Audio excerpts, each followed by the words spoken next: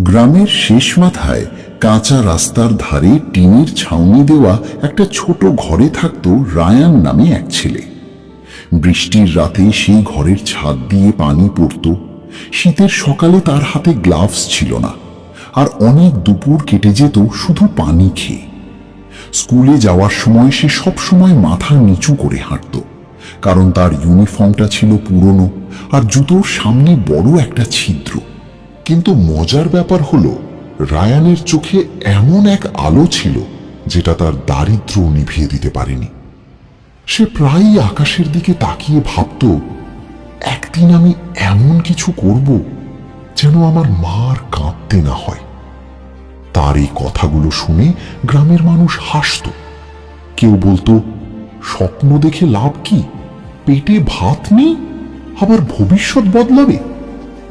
কেউ আবার ঠাট্টা করে বলতো, গরিব মানুষের স্বপ্ন বেশি দূর যায় না। প্রথম প্রথম এসব কথা শুনে রায়ানের বুকটা ভেঙে যেত। রাতে চুপচাপ ঘুমানোর ভান করলেও বালিশের নিচে মুখ লুকিয়ে কাঁদত সে। তবু তার ভেতরে একটা জেদ জন্ম নিচ্ছিল, নীরব কিন্তু ভয়ঙ্কর শক্তিশালী। একদিন সন্ধ্যায় সূর্য ডুবে যাওয়ার পর রায়ান একা বসেছিল পুরনো রেল লাইনের পাশে।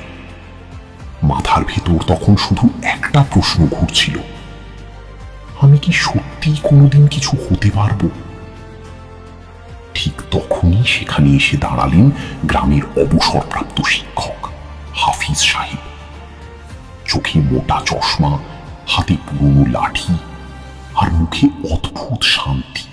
তিনি রায়ানের পাশে বসে ধীরে বললেন, মানুষ যখন নিজের উপর বিশ্বাস হারাতে শুরু করে তখন তার চোখ এমন হয়ে যায়। রায়ান অবাক হয়ে তাকালো। হাফিজ সাহেব পকেট থেকে একটা ছোট্ট কম্পাস বের করলেন।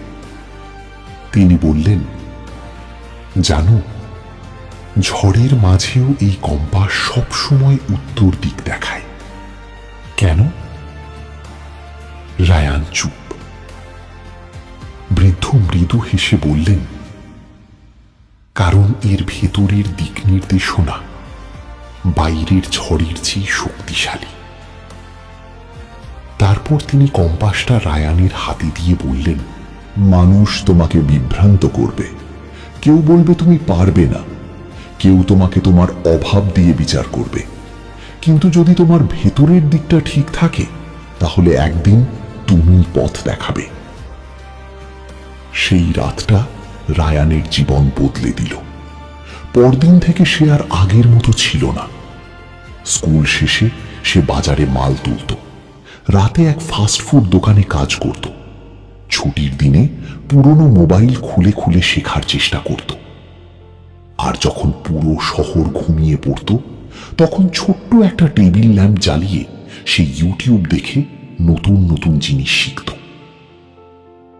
অনেক রাতেই ঘুমে চোখ বন্ধ হয়ে আসত, তবু সে নিজেকে বলতো, আর একটু, আর একদিন, আর একবার চেষ্টা করি। কারণ সে বুঝে গিয়েছিল, স্বপ্ন শুধু কল্পনা নয়, স্বপ্ন মানে প্রতিদিন নিজের ক্লান্ত শরীরকে আবার দাঁড় করানো। সময় যেতে লাগলো। একসময় রায়ান নিজের হাতে ছোট্ট একটা ফোন সার্ভিসিং কর্নার খুলল। দোকানটা এত ছোট ছিল যে ভেতরে দুজন মানুষ দাঁড়ালে নড়াচড়া করাও কঠিন হয়ে যেত। কিন্তু তার ব্যবহার ছিল অসাধারণ। সে প্রতিটা কাস্টমারের সঙ্গে সম্মানের সঙ্গে কথা বলতো, ভুল করলে স্বীকার করত, আর প্রতিদিন নতুন কিছু শেখার চেষ্টা করত। ধীরে ধীরে মানুষ তাকে বিশ্বাস করতে শুরু করলো। তারপর একদিন একটা দোকান দুইটা হলো, দুইটা থেকে চারটা। কয়েক বছরের মধ্যে সে নিজের একটা টেক ব্র্যান্ড দাঁড় করিয়ে ফেলল। যে মানুষগুলো একসময় বলেছিল তুই পারবি না, আজ তারাই তার অফিসে ইন্টারভিউ দিতে লাইনে দাঁড়িয়ে থাকে। সবচেয়ে সুন্দর মুহূর্তটা ছিল অন্য একটা। এক সকালে রায়ান তার মায়ের হাতে নতুন বাড়ির চাবি তুলে দিয়েছিল। মহিলার চোখ কাঁপছিল। তিনি শুধু একটা কথাই বলতে পেরেছিলেন, তুই আমাদের জীবনটাই বদলে দিলি বাবা। সেদিন রায়ান চুপচাপ আকাশের দিকে তাকিয়েছিল। হয়তো সে মনে মনে সেই পুরনো দিনগুলোর কথাই ভাবছিল, যখন তার কাছে কিছুই ছিল না, শুধু একটা বিশ্বাস ছাড়া। কয়েকদিন পর হাফিজ সাহেব তাকে দেখতে এলেন। চারদিকে এত বড় অফিস, এত মানুষ, কিন্তু বৃদ্ধের চোখে সবচেয়ে বেশি আনন্দ ছিল রায়ানের বিনয়ের জন্য।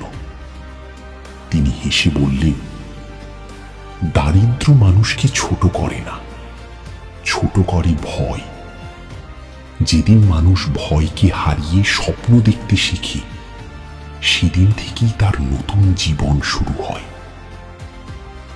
তারপর একটু থেমে আবার বললে, মনে রেখো রায়ান, মানুষের বর্তমান অবস্থা তার শেষ পরিচয় নয়। অনেক সময় সবচেয়ে অন্ধকার ঘর থেকেই সবচেয়ে উজ্জ্বল আলো বের হয়। বন্ধু, হয়তো আজ তুমিও এমন একটা সময়ের মধ্যে দিয়ে যাচ্ছ যেখানে চারপাশের মানুষ তোমাকে ছোট ভাবছে। হয়তো তোমার পকেট খালি, হয়তো তোমার পাশে কেউ নেই, কিন্তু একটা জিনিস কখনো হারিয়ে ফেলো না, নিজের ওপর বিশ্বাস।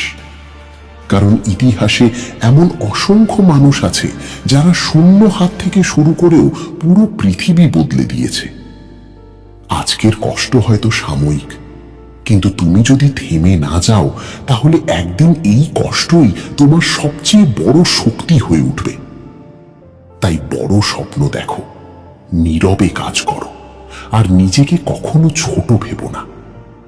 কারণ সফলতার গল্প শুরু হয় তখনই যখন সবাই সন্দেহ করে, কিন্তু তুমি নিজের উপর বিশ্বাস রাখা বন্ধ করো না।